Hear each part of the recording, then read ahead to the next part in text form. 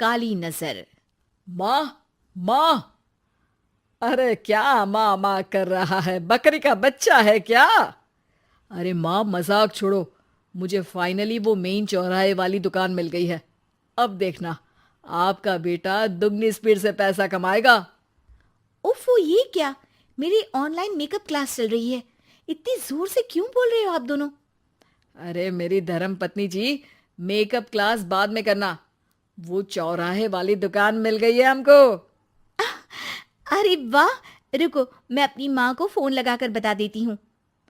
अरे मैं भी अपने रिश्तेदारों को बता देती हूँ। कितनी खुशी की बात है। हाँ हाँ, मैं भी अपने दोस्तों को बता देता हूँ। 1 हफ्ते बाद रजिस्ट्री है। बस, घर में खुशी का मौका था। उन तीनों ने अपने अपने फोन उठाए और लोगों में बात फैलाना शुरू कर दिया। और रही सही कसर, श्वेता बहू ने अपने पड़ोस में सबको बताकर कर दी। अरे वर्मा आंटी, अब हम भी जल्दी कार ले लेंगे। घर का रेनोवेशन होगा और ठाट से रहेंगे हम भी। अरे, ऐसा क्या हुआ?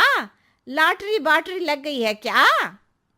अरे, इस बार चौराहे वाली मॉल में हमको भी दुकान मिल गई है।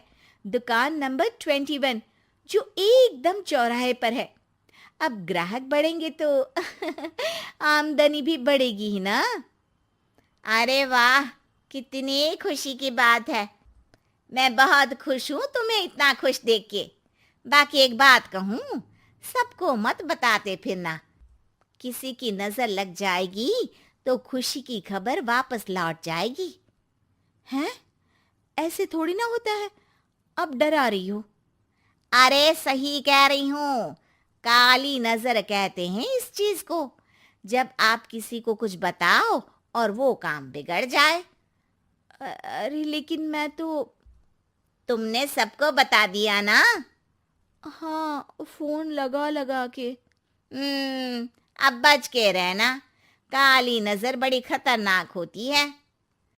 श्वेता इतनी खुश रहती है कि वो वर्मा आंटी की बात पर ध्यान ही नहीं देती, जबकि पड़ोस में और भी लोगों से खुशी की खबर शेयर करती रहती है। अगले दिन राजेश बहुत दुखी होकर घर आता है।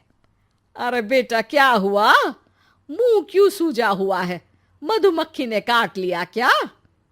माँ, वो दुकान किसी और के पास चली गई। किसी ने ज्यादा भाव लगा दिया। अरे पर बात तो आपसे हुई थी ना उस दुकान वाले की। हाँ, आज मैं टोकन अमाउंट देने गया था, तब मुझे पता चला। कोई आकर सुबह मुझसे पहले ही ज्यादा अमाउंट दे गया। हम्म, काली नजर। क्या? क्या कहा? वर्मा आंटी ने समझाया था कि किसी को बताना मत, वरना काली नजर लग जाएगी। अच्छा, तुम्हें उनकी बात मान लेनी चाहिए थी।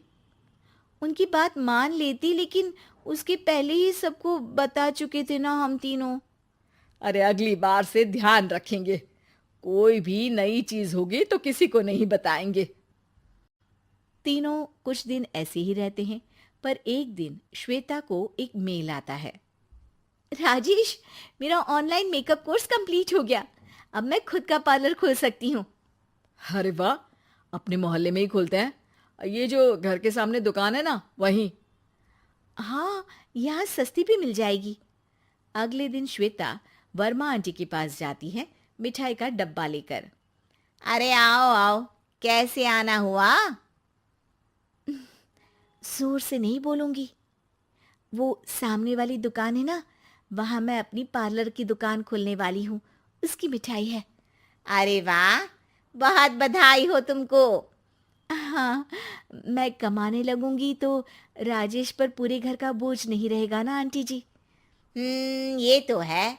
पर ये बता कि तूने ये बात किसी और को तो नहीं बताई ना? अरे नहीं नहीं, पिछली बार गलती कर दी थी। काली नजर लगी किसी की और राजेश के हाथ से वो दुकान चली गई थी। सबको मत बताना। चलो मैं चलती हूँ, कल दुकान की बात करने भी तो जाना है।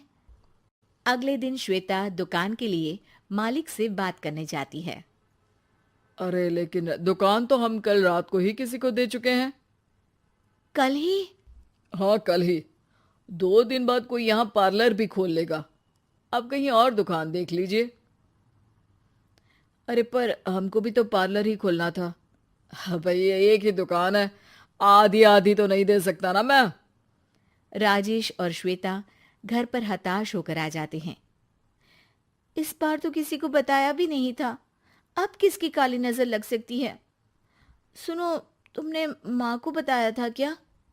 अरे कैसी बात कर रही हो, माँ की नजर थोड़ी ना लगेगी। पक्का तुमने किसी को नहीं बताया था ना? सिर्फ वर्मा आंटी को बताया था, उन्होंने ही मुझे किसी को नहीं बताने को कहा। अरे यार, तुम भी सही हो, मेरी माँ को नहीं बताने को कह रही हो, पर वर्मा आंटी को बताना तुम्हें जरूरी लगा। अरे वर्मा आंटी ने ही तो काली नजर के बारे में बताया था ना, वो हमेशा हमारा भला ही तो चाहती हैं। मेरी माँ भी हमारा भला ही चाहती है।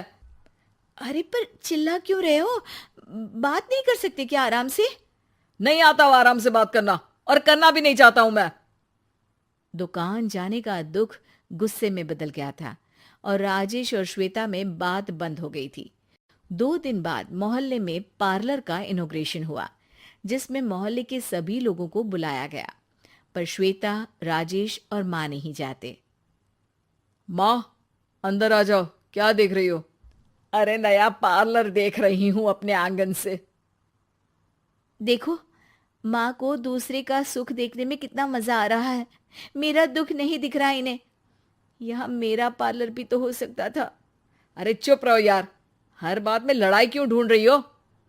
राजेश और श्वेता फिर बहस करने लगते थे। तभी माँ ने दोनों को बाहर बुलाया। अरे जरा देखो तो, दुकान चलाने वाले का बोर्ड पर नाम क्या लिखा है? श्रुति वर्मा। गाड़ी निकाले बेटा, हमें कहीं जाना है। काली नजर का इलाज कराने? राजेश अपनी बाइक निकालता है। तीनों ट्रिपलिंग कर रहे हैं। माँ राजेश को उस मॉल वाली दुकान पर लेकर जाती है जहां राजेश अपनी दुकान खोलने वाला था। यही दुकान लेना चाहता था ना तू? हाँ, पर इनको भी दुखी करने लेकर आई हो क्या यहाँ पर दुकान दिखाकर?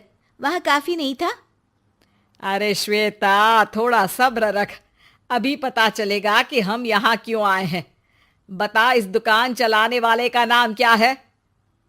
अनुपम वर्मा। कुछ समझ में आया? वो दुकान वाली श्रुति वर्मा, ये दुकान वाला अनुपम वर्मा, और हमारे पड़ोस में हमने उस दुकानों के बारे में बताया किसको था? अब वर्मा आंटी को।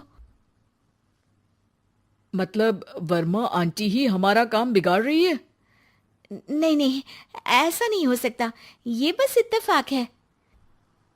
राजेश अपना फोन निकालता है और श्रुति वर्मा और अनुपम वर्मा के नाम फेसबुक पर सर्च करता है, जहां ये दोनों ही वर्मा आंटी के रिश्तेदार होते हैं।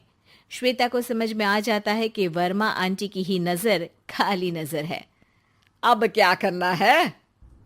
कोई भी खुशी की खबर हो तो काली नजर से बचना है, यानी वर्मा आंटी से बचना है। अरे पर मुझे ये समझ में नहीं आया कि वो हमारे साथ ऐसा क्यों करेंगी। अरे बेटा, एक सीख है, दूर के आदमी को आपकी तरक्की से कम परेशानी होगी, पड़ोसी को ज्यादा। दोनों माँ की बात में हामी भरते हैं और अगला काम चुपचाप करने की कसम खाते हैं, ताकि आगे से वर्मा आंटी कोई काम ना बिगाड़ सके।